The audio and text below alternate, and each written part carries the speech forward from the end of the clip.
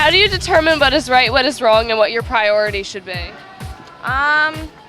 Thinking to myself about it, talking to friends about it, getting your priorities straight. Your gut basically tells you what's wrong and right. You know right away if something is wrong or right. You don't have to think about it. I just go with what I feel first, because that usually works out okay, I guess, in most situations. It's something they feeling right, then it's not right. It's a gut feeling, I think. It's just how you're brought up, and you know what's right and what's wrong. It's easy. It's a given. I just stay away from trouble, and I don't do stupid things around people so I could cause trouble. Most people, like, with level heads know exactly what's wrong and right by their own standards. Everyone's got their own slightly different definition, but it all pretty much amounts to the same. If it's gonna hurt someone else in a bad way, and they're not gonna forgive you for it, then definitely don't do it. Just by my conscience, I know what to do is right and what's wrong. I kind of like to, live life one thing at a time. So when it comes up to me, I'll decide what to do with it then. I like to just think about it and see what's logically the best thing for my morals and my ethics. I think about the consequences before I do it. I always think of the outcome. I weigh the pros and cons, and then I decide. I just clear my head, and I do like the pros and cons of everything. Just look at the consequences. If I know it's wrong, like let's say asking me to do something that I feel uncomfortable, I won't. But when I know it's right, is that I could trust the person. I think based on your experiences at home and what you've been taught, and I mean there are great areas in life, I think, but if you just try to do what's right for yourself and not worry about what people think, that's the only way you can make a good decision about what's right for you. I basically listen to my faith and listen to my instinct. Most of the time I usually just go with my gut. Like if I have any second thoughts about it, I know it's usually not a good idea. But sometimes I'll sit there and think it out, like, would my parents approve? Would, like, if everyone knew about it, would that be okay? From the moment we wake up in the morning to the minute we fall asleep, our lives are full of non-stop decision-making. Some decisions are no-brainers, like choosing what to eat for breakfast in the morning. But some decisions, you kind of have to think about, like who you're going to take to prom. While other choices require the consideration of serious consequences, like going to a party where you know they'll be drinking and drugs. Decision-making. That's what we'll be talking about today. Hi, everyone. I'm Jess. And I'm Jack. And this is Realfaith TV. The teens on the street had different answers as to how they make decisions. Some said they rely on their initial gut reaction, while others said they take a more calculated approach and weigh the consequences first. We'll hear more from them a little later in the show, as well as meet our studio guest. But first, let's meet our spotlight guest, award-winning singer-songwriter Steve Angrisano, who will share with us his simple guide to making the right decisions. And how some decisions require choosing between good and good. I asked a priest one time, how will I know I'm making the right decision? Will I be happy? Yeah. And he said, no, but you will feel peace. And I've always used that to guide me. When I feel like I'm following God's will and I'm making wise decisions, it's not always the easiest choice or the happiest choice, but it's the most peaceful choice, and there's a difference. I think a lot of us, we talk about forming our conscience. Maybe our conscience is already formed to some degree when the good and bad decisions are easy to make, or easier to make. The hardest thing is sometimes choosing between the good and the good. Here's a very close friend of mine who wants me to come for 3 days and do a retreat with their youth, and here I have family at home that hasn't seen me very much this month. How do you choose? Well, just because that's an adult example, because I'm an adult, it's the same thing when you're a young person. You have a girlfriend or boyfriend, you also have a best friend, you also have a family. How do you choose? You also have a faith that calls you to live your life in a certain way. And how do you live that out?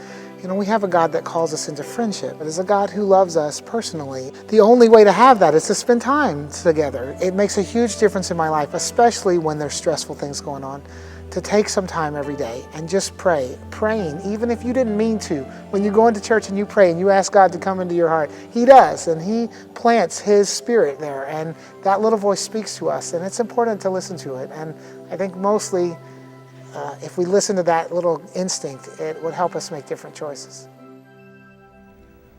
I really liked what Steve said about taking a little time each day, to set aside for prayer, because I think a lot of times today we're kind of very, very scheduled. It's like 3 o'clock, I got to be here, but then 3:45, I have to be here, and then I got to go to practice, then I got to do this, and our whole days is just filled up with all these scheduled things. And I think it's important to set aside a little time when we're not doing anything and kind of just think about everything, pray, and for me that helps, like, it helps center me. It helps bring me some peace. Yeah, I know what you mean. Like, if you do set aside that time for prayer, you will feel that peace that he was talking about.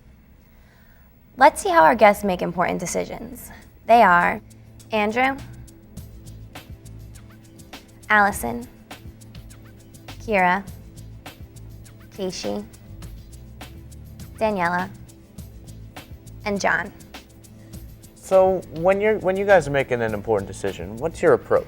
And who or what do you think shaped this position? During my freshman year, I had to decide whether I wanted to go to my public high school or a prep school, and I wrote down the pros and cons, and that overall helped my decision-making process. I like making lists, like actually like writing them down, like on like divide the paper in half and like write it, and because then you can like actually see like what's going to be good and what's going to be bad. Yeah. You know, for me, before I even like go to writing lists and stuff, I say, is this something God would want me to do? I go straight there, say, is this something He wants, and then go to the pros and cons, because everything has pros and cons, and without that, you can't really figure out what is the best choice. And I also weigh in the consequences of my decision and the possible outcomes, and I also make a pro and con list. And I also do think about, is this what God wants me to do, and is this something my parents would approve of, and is this something I'm comfortable doing? I pray about it, and see if it seems right, then I go to one of my friends, one of my close friends that are also religious in a way. Yeah, I also pray and ask for advice too. See like other people's opinions of it, then I make my own decision. Well, I usually rely on, what do I feel about this? Because a lot of times my gut reaction is right, because like that's my conscience telling me what I need to do. Also, it's like, would my mom, like if I made this decision, like would I want to tell my mom about it, or would like one of my really close uncles is a priest, so would he want to know about it? So like I always keep that in the back of my mind, like would I want to tell them that I'm doing this? So that's like just like the little conscience thing. When facing a tough decision, we often turn our conscience or spiritual compass to lead us in the right decision. Our conscience informs our decision making and allows us to make the wiser decision, especially regarding issues that may be controversial or especially difficult. But even with this inner compass, it sometimes can be pretty hard to make good decisions with our environment. Our culture is full of temptations and misleading paths. It can sometimes seem impossible to be virtuous given all our options. What types of choices do you find the most difficult to make? That's what we ask the teens on the street. Let's check it out. What types of decisions do you find the most difficult to make? Decisions with my family. Like, if they were going through a divorce or something and I had to go with my mom or my dad, that would be the hardest. Right now, I'm having a hard time finding a job because I want a job so I can make money, but I don't want a job where I'm miserable. Sometimes when you want to do something but you know it's the wrong thing, you have to think about it for a while whether or not you really want to do it and whether or not it's worth it. When you're trying to make plans, it's probably the hardest. It's hard to decide what you want to do. I guess mine would be going back to my really expensive college in the fall. I want to enjoy where I'm at, but I don't want to be in debt. Decisions of right and wrong, a lot of times there's scenarios where you can get yourself into a position where you may be doing something, whether it's borderline illegal or you just know it's not right. Breaking the law. Sometimes it's there, you want to have some fun, do a couple bad stuff, but then you can't because you're going to get locked up. What guy I should go out with. Because there's lots of guys out there, then I know I would find the right one. I just don't know which one. When a friend asks you to do something and you're scared to say no. Peer pressure in terms of going to parties, getting involved in illegal activities like drinking and smoking, and as for girls, you have the pressure of sexual activity and whether or not you should get started on that. Well, who I hang out with and stuff like that. Some people they do stuff do alcohol and drugs, and I don't want to get involved with that. Like drinking, if you decide to drink or do drugs or something, those are the hardest, I think, at least. There's been a couple instances at parties where people are drinking and it looks like fun, but then it's you come home at night and that's not fun. Well, if there's a gang of people smoking somewhere, you obviously know that that's not right because that's not it's not safe, it's not what you want to do. I don't recall, but I know I've had hard decisions to make, and you always go back and forth with it. As Christians, we believe that one decision leads to another. Like bricks layered to make a wall, our decisions are based on our past decisions and form the foundations of our future decisions. We aren't virtuous for virtue's sake, but we build up our virtuous character because we believe that allows us to live a happy and holy life. As humans created in the image and likeness of God, we have a great start. It's up to us to use our solid foundation to build a strong brick wall by making moral decisions again and again. In many ways, we are the decisions we make. Next, Steve Angrisano talks to us about making moral decisions in the order of facts, faith, and feelings. And discusses how every human being is born with a moral center that forms through experience. One of the most important things when I'm facing a tough decision is to put those in order. Fact, faith, and feelings. What are the facts? What are the real options and consequences of this decision? And faith, what does my faith tell me? And what does God tell me in my heart? And what does my church teach me? An example would be you have a friend that's considering committing suicide, and your friend says, don't tell anybody. And if you tell someone, they would be hurt by that emotionally. But if you don't tell anyone, they could be hurt much more seriously physically. So to honor their request would be the most hurtful thing I could do. And so even though they've told me, don't tell anybody because you'll lose the friendship forever, the truth is, by not telling anyone may be the one way you will lose the person in your life forever. And finally, feelings. Our feelings are there for many reasons, and they help us to confirm what we know, and they help us to have joy and when we're where God calls us to be. But if we put it first sometimes, just to use an example, you have a boyfriend or a girlfriend and your feelings are like, yes, go for it. Some real true facts and some real protections that God gives us in our faith so that we experience those things in a holy and a safe way. So the feeling's not wrong, but put it in the context of what are the consequences of what I do today? What does my faith tell me? Then it puts those feelings in context. I think every human being is created with a certain moral sense. In an issue like abortion, I don't think things change because we're trying to change the laws. I really see people are realizing that was a hurtful thing. I don't think I would ever do that again. That was wrong. I've talked to so many young people who've been close to someone who's had an abortion, and their decision that they would never want to do that has nothing to do with the laws changing. It has to do with they've seen the impact of it. They see the pain that came from it, and they would never want to choose that. And so I think partly we have a moral center that we're born with. But I do think we have to form that a little bit, and we have to look at a complex world and find where God is taking us, and sometimes it's not the easy road. So when have you guys struggled with making a moral decision? Well, when I was like 11 and 12 and 13, and I would be at like a party or something, and they would show a movie, and I knew my parents wouldn't want me to see that movie, or if I wasn't sure they'd want me to see the movie, I always called them to ask them, and they would either come pick me up or check it online to see if it was okay for me. Now, I got a lot of people would like make fun of me and say something like, oh, you could have just like watched it. But for me, I wouldn't be able to live with myself with that guilt on my conscience. So that's why I always did the right thing by calling my parents and getting picked up, even though I didn't really want to leave the party in the first place. I had this bad test grade once, and I had decided to give it to my parents to sign it, or if I could sign it myself. And I decided to sign it myself. And I gave it to the teacher, and she found out. So she was like, did you sign this yourself? And I was like, no, I was denying it. And she was like, I'm going to call your parents. If I call your parents, would they say that you signed it? They signed it. I was like, yeah. And she was like, I'll give you one more chance to tell the truth. And I told the truth, and they got a detention.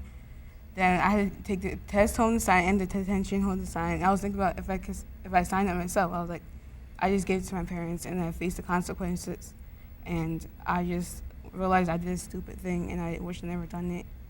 We all know people who haven't made good moral choices. Sometimes even the smallest decisions can have drastic consequences on our reputations and our futures. If we form a habit of making good decisions, it will become easier and easier for us to stay true to our faith.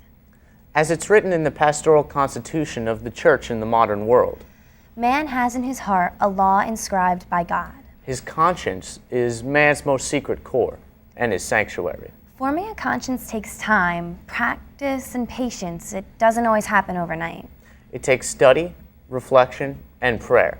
The more we understand about a situation, the more informed our decision will be about it. Forming our conscience also takes lots of good help.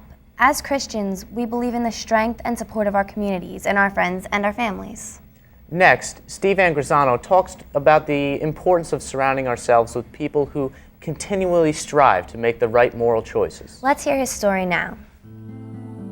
I I really believe we live in a world that assaults us all, but particularly young people, assaults us with messages that are not good for us. It would have us perceive the world in a way that's just not real or true, and it's dangerous. And I think in our heart we know that those things are dangerous, but they look very cool and very attractive. And so I think in forming your conscience today, one of the most important things is to surround yourself with other people who want to do the same thing. They don't have to be perfect people. For me, community is one of the main ways I'm able to form my conscience and my decisions, and that's surround myself with people who are also trying to make good and holy and right decisions. And that doesn't mean they're holy rollers.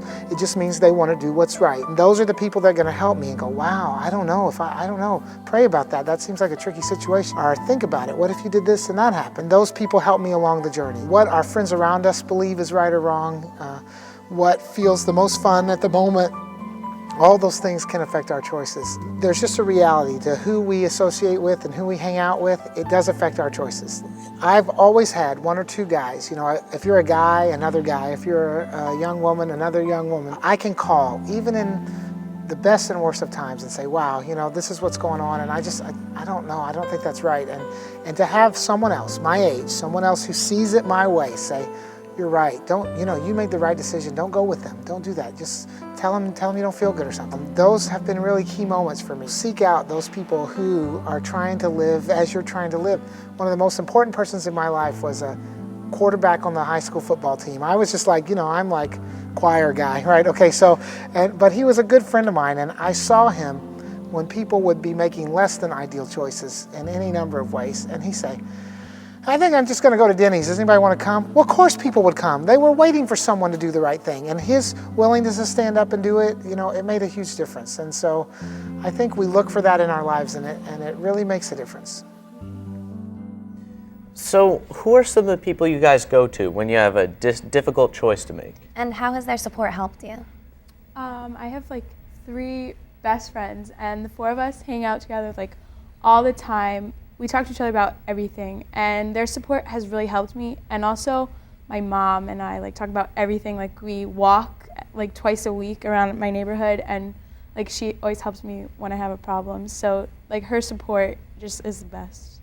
You can go to your friend, and in middle school I was actually quite friendly with my teachers, and I would go to them for support. I have a close-knit group of friends, and you know what, they're always there to help me, they're always there to weigh the pros and cons, and it's a really nice thing to have that close-knit group of friends. There are times in our lives when, as much as we may debate over the pros and cons of a particular situation, we just wind up making the wrong decision. We may beat ourselves up with regret, even if the mistake was guided by our own conscience. According to the Catechism, we can be subjectively in error about something that is objectively true. Meaning that because we're human, our conscience is imperfect. So although we may be completely sure that something is true, it could be the opposite. God calls us to act in accordance with what we believe to be right. By putting our trust in God and informing our conscience through study, prayer, and ongoing discernment, we are able to heal from past mistakes and make more educated and faith-based decisions in the future. So, does your relationship with God help influence the decisions you make? That's what we ask the teens on the street. Let's check it out. When you are making an important decision, does your relationship with God and the teaching of the church you belong to influence that decision? Yes, it does. No. No, not really. Not that much. I don't know. I mean, it's there. Probably not a big enough role. I know I need to focus my life back a little bit more on God and instead of what I want to do. Yes, because you want to go to heaven, you want to do what's right, and that's the only way to get there. A lot of the time, yeah, especially if it's a big decision. I'll either talk to my priest or even my parents who are both really involved. Yes. The church, first of all, teach a lot of good things about taking care of your own community, which I like. I like to keep a good relationship with God, and I pretty much base things on whether he'd be okay with that or if that's a bad move or not. Sometimes when I start crying because of the whole divorce thing, I just talk to God kind of. It seems like he's I don't know, he's not replying back to me, but I don't know, it just helps me out. I think for the major things, I do rely on God a lot, and it's easier when you're going through a really hard time to rely on God. Does prayer play a role in helping you to make decisions? Yeah, you gotta pray for things. Yeah, I'm very religious. I'm not going to say that I pray a lot, but I do pray sometimes. But yeah, it helps. Not really. Probably not. Not really. Yes, it does. Yeah, it actually did. Like, you just pray and you ask God for strength, and usually what you ask for, He gives to you, so it works. I guess it does, considering that I'm Catholic, and if you just don't know what to do, it's just a prayer. You just pray and it will help you. Yeah, because it'll help other people out think about what they're doing. Well, I pray or whatever, and it helped me so far, so I'm good or whatever. When I pray, it makes me feel better. What role does your faith play when making an important decision? I know for me, my faith plays a gigantic role. You know, one time I was in my dorm room and I was just sitting there and friends invited me to go to a party. It's just like, God, listen, I need a sign if you don't want me to go to this party. And then like 5 minutes later, my friends come in and they're like, hey John, you want to go to the mall? I'm like, there we go, thanks God.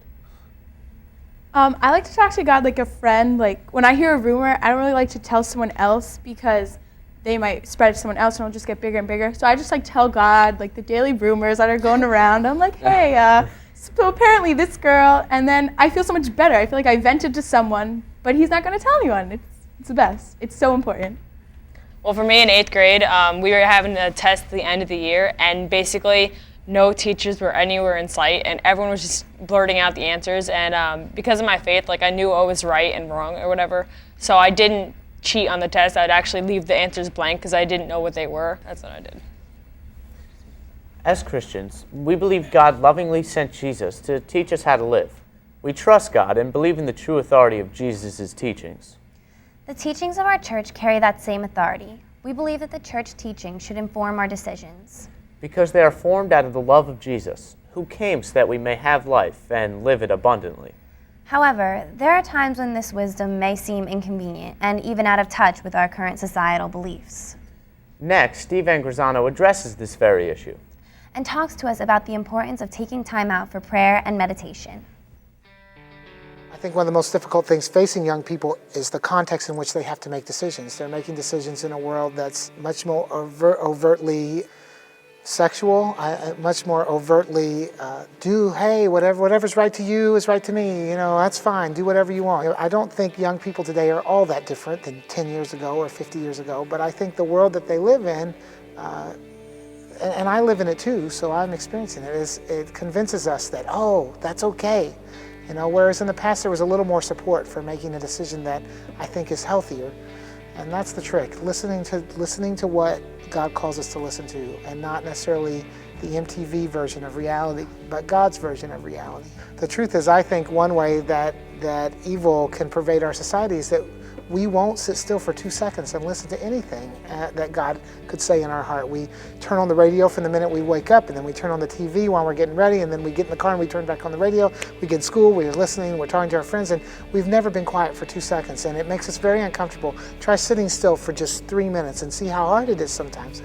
That's why praying a prayer like the Rosary is so powerful for me, because I know it takes me, 13 minutes if I'm in a hurry, 16 minutes if I'm going slow. The little ADD part of my brain always say, not only do I get to fiddle around with stuff, but I'm supposed to, right? So it works. I can be at peace, I can hold something, I can pray. That's just for me. Whatever it is for anyone, taking the time to be still, I know that God speaks to us if we listen. The problem is we just don't listen very much. When we develop a little bit of personal prayer life, even if it's just 10 minutes, just talking to God in your own words, 15 minutes praying a rosary, 5 minutes stopping by the church, which is on your way between school and home anyway, and walking in and just praying, God will be present in your life, not just on Sundays, but all the time. We have a God who wants to be in friendship with us, not just a God who hangs in the church and wants to be a part of those decisions. I definitely agree with what Steve was saying about taking some time out of silence and everything, but for me, it's not even, having a guided prayer that I'm doing or like a guided meditation. I kind of just like to leave some time aside for contemplation. I like to lay in the grass and kind of imagine that God is just laying next to me and just look at the clouds, and just enjoy His presence for a while. I think setting some time aside for that in your day is very important. It's very calming for me. Well, I totally agree with you saying about setting time aside, because our generation is scared of silence. We always have the iPod in or TV on in the background, so I think it's I totally agree that everyone should put a little time aside for silence. For me, that time is at night. As I'm laying in my bed ready to fall asleep, I always talk to God like one-on-one, and I pray, but I also like talk to him, tell him what happened that day.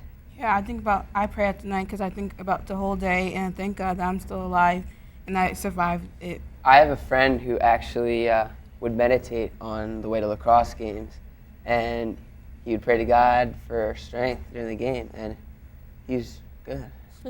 The way I meditated, I go every once in a while when I can get there, I go to adoration, and like it's a quiet hour or so that you don't have when you're sitting in your room. For me, when I go to adoration, I enjoy praying the rosary because it allows me to just reflect on our Lord and his mother and the passion that he has and the great love that he has for us. I think, those are all really great things too. They all sound so calming and relaxing, could really help with rough decisions. The Bible is also an excellent place to look for advice if you find yourself dealing with a difficult moral decision. As the Catechism states, the Word of God is a principal tool in the formation of conscience when it's assimilated by study, prayer, and practice. Stay literate on the issues that matter to you most. Knowledge is always a powerful weapon against having decisions made for you. The more you know, the more you'll know what not to do, which in most cases is half the battle. How does prayer help you to make the right moral decisions in your life? We'd like to hear from you. Contact us through our website. The address is www.realfaithtv.com. Or you can call us at 609-406-7402. And we'll leave you today with a passage from the book of Proverbs, chapter 3. Let love and faithfulness never leave you. Bind them around your neck. Write them on the tablet of your heart. Then you will win favor and a good name in the sight of God and man. Trust in the Lord with all your heart and lean not on your own understanding. In all your ways acknowledge him, and he will make your paths straight. Thanks for watching. We'll see you next time on Real Faith TV. God bless.